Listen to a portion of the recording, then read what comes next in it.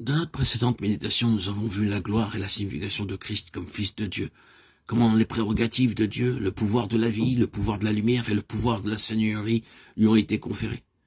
Maintenant, nous allons nous arrêter sur un autre aspect de la gloire de Christ, c'est-à-dire la gloire et la signification particulière de Christ comme Fils de l'homme. Ici aussi, nous avons besoin de vue spirituelle. Si les hommes pouvaient réellement voir le Seigneur Jésus-Christ comme Fils de l'homme du point de vue de Dieu, avec la connaissance et la compréhension propre de Dieu, tous les problèmes de ce monde seraient résolus. Car il y a vraiment une réalité dans le fait que tous les problèmes sont résolus quand nous voyons, et la solution de Dieu est son Fils.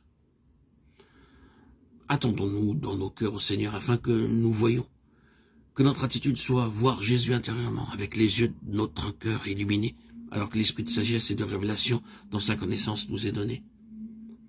Je crois que le fardeau de nos cœurs devrait être que les yeux du peuple de Dieu soient ouverts en premier. Oh, si seulement leurs yeux étaient ouverts, quelle attitude différente ils prendraient.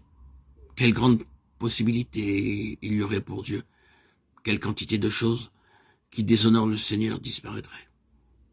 Seulement, s'ils pouvaient voir. Prions beaucoup pour que les yeux du peuple de Dieu puissent s'ouvrir. Puis, prions en général que les yeux des hommes s'ouvrent. Prions qu'il y ait un ministère comme celui de Paul qui ouvre les yeux.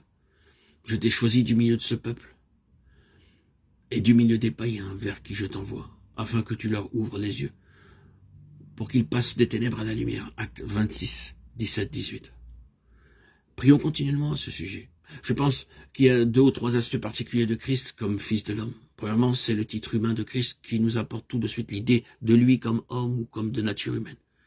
Comme Fils de l'homme, il n'est pas seulement venu près de nous, prenant la chair et le sang pour devenir un homme, et être ici simplement comme un homme parmi les hommes. Oh non, non, ce n'est pas cela. Il est vrai qu'il est homme, il est vrai qu'il est devenu participant de la chair et du sang. Mais il y a une différence immense et infinie.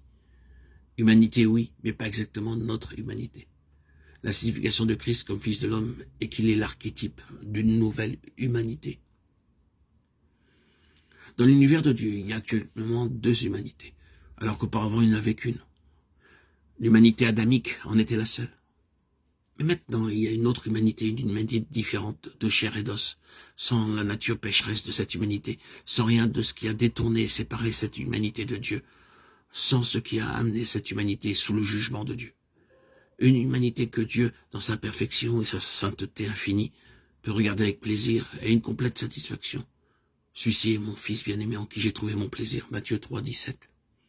C'est un homme, mais un tel homme comme il n'en est pas de semblable parmi les hommes, un homme entièrement différent.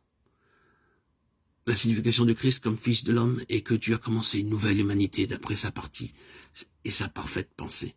Dans son Fils, il a l'archétype de cette nouvelle humanité à laquelle Dieu va conformer une race semblable à l'image de Dieu. Romains 8, 29. La grande réalité concernant un vrai chrétien est que lui ou elle sont progressivement transformés en un autre. Ils deviennent différents. Ce n'est pas seulement une question de foi objective en Christ, comme quelque chose d'extérieur. C'est plus que cela. C'est vivre par Christ, intérieurement.